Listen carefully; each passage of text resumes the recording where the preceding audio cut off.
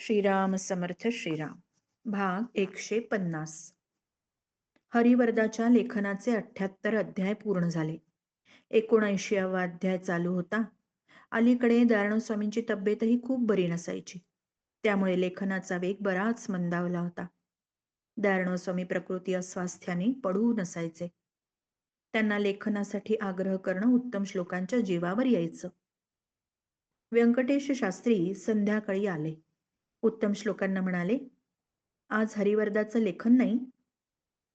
उत्तम श्लोक काहीसे चिंतातूर स्वरात म्हणाले, स्वामींची तब्येत अगदीच बरी नाही. व्यंकटेश शास्त्री म्हणाले, अजून 12 अध्याय पूर्ण व्हायचेत. त्यांच्या आजारपणावर उत्तम औषध म्हणजे त्यांना हरिवरदाच्या लेखनामध्ये गुंतवणं. चला, आपण त्यांना पुढच्या ओव्या सांगायला विनंती करूया. व्यंकटेश शास्त्री दयानंद स्वामींच्या जवळ गेले. विचारलं, बरं नाही वाटत का? होय, अंगात कणकण आहे. थकवा वाटतोय फार. पडून राहिलोय. काल आपण सांगत होतात बलवल राक्षसाची कथा. काय धाडस हो त्याचं. ऋषींनी यज्ञाला आरंभ केला की हा क्रूर अधम यज्ञमंडपात विष्ठा, मूत्र, रक्त यांचा वर्षाव करीत गर्जना करायचा. कुत्सितपणे हसत ऋषींची टिंगल करायचा. यज्ञविधान उधळून लावायचा. त्या ऋषींना बलरामाने अभय दिलं इथपर्यंत कथाभाग आपण सांगितलात. आता तो क्रूर बिलवल राक्षस आणि बलरामांचं युद्ध जे काही होईल ना, तो कथाभाग ऐकायला मन तर अगदी आतुर झालंय. युद्ध अगदी निकराचं झालं असेल नाही? होय ना. दयानंद स्वामींच्या अंगात उत्साह संचारला. एकदम उत्तम श्लोकांकडे वळून ते म्हणाले, जा लेखन साहित्य घेऊन या, पुढच्या ओव्या सांगतो. दयानंद स्वामींनी पुढील कथाभाग सांगायला सुरुवात केला. त्यांच्यामध्ये युद्धाचा आवेश संचारला. ते एकदम वेगळेच दिसू लागले. ते कथाभाग सांगू लागले. बलवल असुर शूळ उगारून क्रोधाने पुढे आला. बलरामांनी आवेशाने नांगर सरसावला.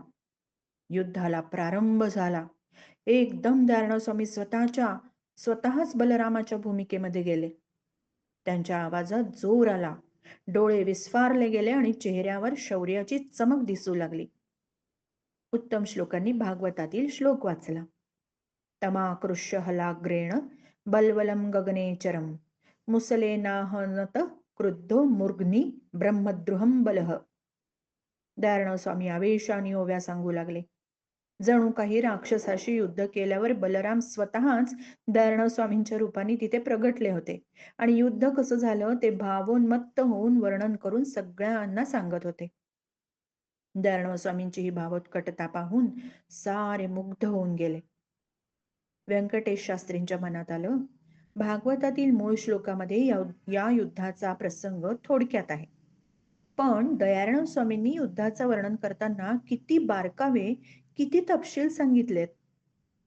उत्तम श्लोकांच्या अंगीही आता उत्साह संचारला.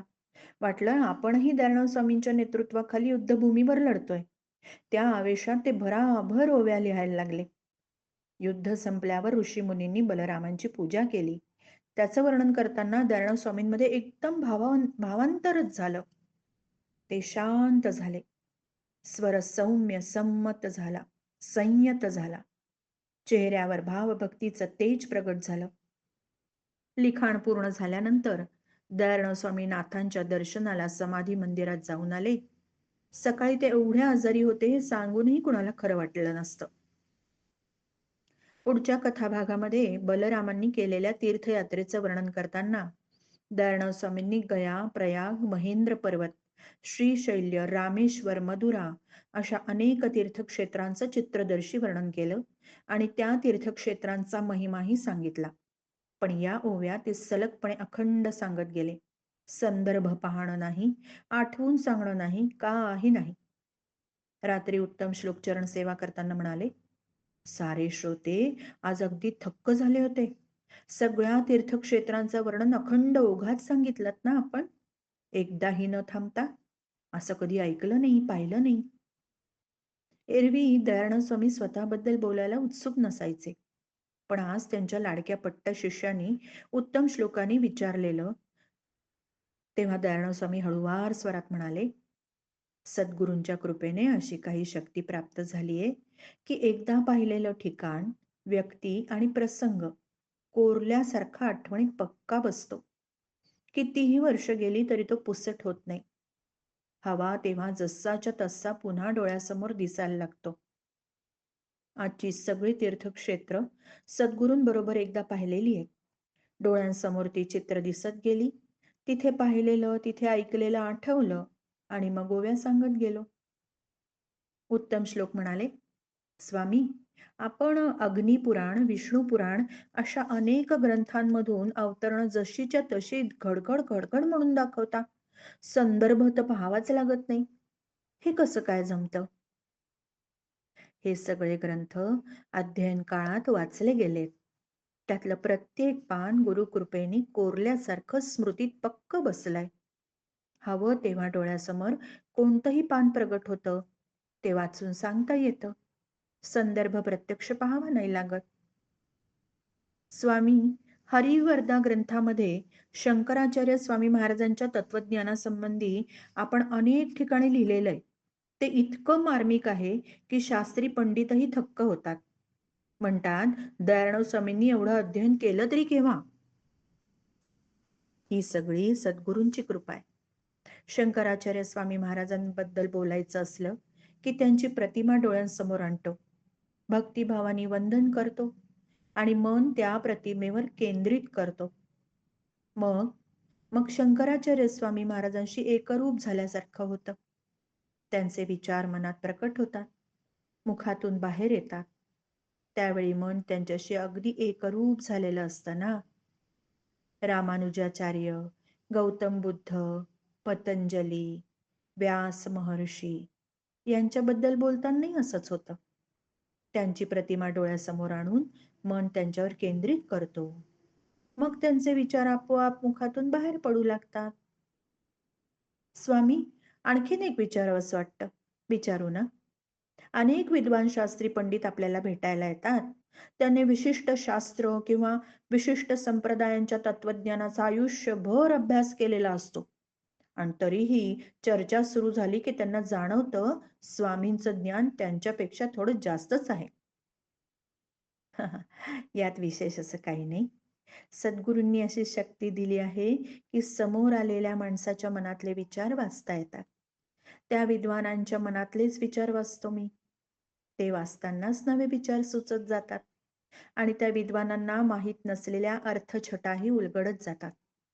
त्यामुळे तुम्ही म्हणता तसं घडत असेल कदाचित. स्वामी, हरिवरदा या ग्रंथामध्ये कितीतरी विद्या आणि कलांचा आपण परामर्श घेतलाय. शिल्पकला आहे, नृत्यकला, गायनकला, वैद्यकशास्त्र, राजनीती, अस्त्रविद्या, दर्शनशास्त्र, उपदर्शन आणि कितीतरी. यातल्या एका विद्येचं किंवा एका कलेचं अध्ययन करायला जन्म पुरत नाही. आणि आपण मात्र असं मर्मग्राही लिहिता की त्यातले मर्मज्ञही थक्क होतात.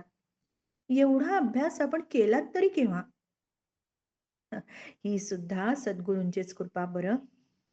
एखाद्या विषयावर बोलायचं असलं की आकाशात दूरदृष्टी स्थिर करतो आणि मग कोणत्याही कलेचं, विद्येचं मर्म अवगत होत जातं. मनामध्ये त्या विषयांवर सर्वांगीण विचार प्रगट होतात. पूर्वी त्याचा काही अभ्यास केलेला नसला तरी सुद्धा. अशा वेळी मी माझा नसतोच रे. ती वेळ निघून गेली की मग तो ज्ञानाचा कप्पा बंद होतो आणि रोजचं जीवन सुरू होतं. यात आश्चर्य करण्यासारखं काही नाही बरं.